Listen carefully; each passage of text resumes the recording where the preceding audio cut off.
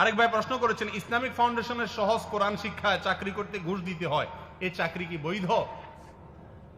সহজ কোরআন শিক্ষায়ও বলে ঘুষ দিতে হয়, তাহলে কঠিন করে শিক্ষায় কি দিতে হয়?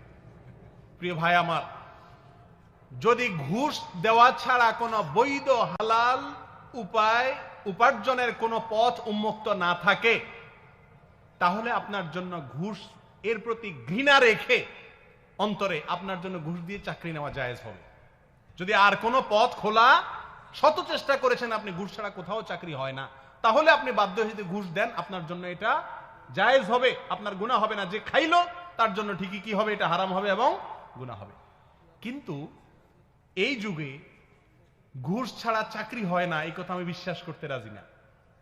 হ্যাঁ, আপনি বলতে পারেন ভালো চাকরি হয় না, সরকারি চাকরি হয় না, এটা বলতে পারেন, চাকরি হয়, ঠিক না বেঠিক? জীবন বাঁচাবার জন্য কোনো না কোনো উপায় অবলম্বন করা। বহু মানুষ দেখার সৌভাগ্য আমার যুগে হয়েছে, যারা শুধুমাত্র হালালের পথে টিকে থাকার জন্য হারামকে, বহু বড় উপার্জনের পথকে লাথি মেরে ফেলে দিয়েছে শুধু আল্লাহকে সন্তুষ্ট করার জন্য। যারা মনে করেন দুনিয়া আমার এটা সীমিত সময়ের জন্য, তাদের জন্য এটা খুব সহজ। আপনি চাকরি করে কাদেরকে খাওয়াবেন ভাই? চাকরি করে মানুষ নিজে খায় না সব আত্মীয় স্বজনকে খাওয়ায়, সব পরিবারের লোকজনকে খাওয়ায়? তার চাইতে হতভাগা কে হতে পারে যে হারাম কামাই করে, যাদের জন্য তারা কেউ আল্লাহর কাছে দায় বহন করবে না, অথচ তিনি দায় বহন করবেন? এর মতো নির্বোধ আর কেউ আছে? আল্লাহ তাআলা হেদায়েত দান করুন। ঘুষ দিয়ে ইমামতি করা জায়েজ আছে কিনা, এরকম ইমাম থাকলে তাদের পিছনে নামাজ পড়া যাবে কিনা?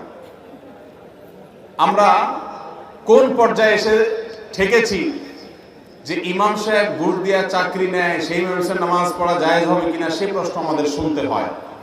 পতন কোথায় গিয়ে ঠেকেছে, পচন কোথায় গিয়ে লেগেছে, আমরা সেটা কিছুটা আঁচ করতে পারি। অনেক ইমাম আছেন যে দেখা গেল সরকারি মসজিদ, সরকারি ইমামতি, সরকারি বলে কথা, অতএব সেই চাকরি নেওয়ার জন্য ঘুষ দিয়া তিনি চাকরি নেওয়ার চেষ্টা করেন। আল্লাহ মাফ করো, শুধুমাত্র সরকারি মসজিদ না, অনেক বেসরকারি মসজিদও আছে যে এই মসজিদগুলোতে ইমামতি নেওয়ার জন্য কমিটির লোকদেরকে ঘুষ অফার করে এবং সেগুলো দিয়ে চাকরি নেয়। যদি এরকম কোন ইমাম থাকে তাহলে সেই ইমাম হলো সবচেয়ে নিকৃষ্ট ইমাম, তার ইমামতির কোনো যোগ্যতা নাই।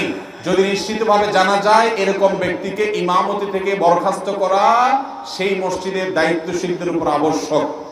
কারণ ফাসিক মুআলিন, স্পষ্টভাবে ফাসিকিতে লিপ্ত, এরকম ব্যক্তির পিছনে নামাজ পড়া উচিত না। অতএব এরকম ব্যক্তি যে নীতিগতভাবে অসৎ এবং হারামখোর, হারাম কাজকারী, যে চাকরির জন্য হারাম উপার্জন, হারাম টাকা দেয়, ঘুষ অফার করে, ঘুষ দিয়ে চাকরি নেয়, সে কিসের আল্লাহর কাছে দোয়া করবে? সে কিসের নেতৃত্ব দিবে? নেতৃত্ব দেওয়া তো দূরের কথা, সে সাধারণ মুসলমান হিসেবেও কোন আদর্শ মুসলমান হওয়ার উপযুক্ত নয়। বিলে এরকম ইমাম তাকে বর্জন করতে হবে। প্রয়োজনে আপনি অন্য মসজিদে গিয়ে নামাজ পড়বেন, আর যদি আশেপাশে মসজিদ না থাকে তাহলে বাধ্য হয়ে তার পিছনে নামাজ পড়তে হলে পড়বেন, কিন্তু একা একা এই অজুহাতেও নামাজ পড়বেন না, কারণ তার গুনাহে তাকে পাবে, আপনার নামাজ হয়ে যাবে যদি আপনি অপারগ হন।